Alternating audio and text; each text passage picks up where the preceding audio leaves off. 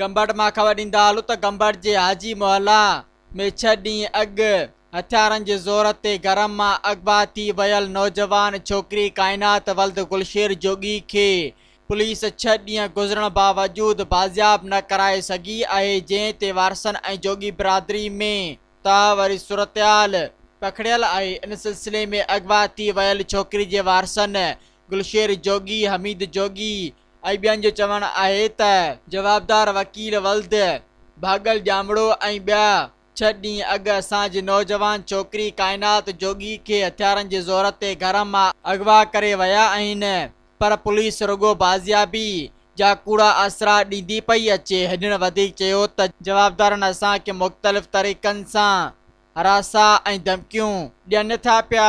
हिननि मुतालबो कयो त नोटिस वठी असांजी छोकिरी खे बाज़ियाब कराए ॾिनो वञे। ॿी सूरत में जोगी जागो इत्तेहाद जे तर्जुमान आमिर जोगी पारां जारी बयान में गंबड़ पुलिस खे काइनात जोगी खे बाज़ियाबी लाइ 3 ॾींहंनि जो अल्टीमेटम ॾिनो वियो आहे। ॿी सूरत में पूरी सिंध मां मुज़ाहिरा करण जो ऐलान पिणु कयो वियो आहे।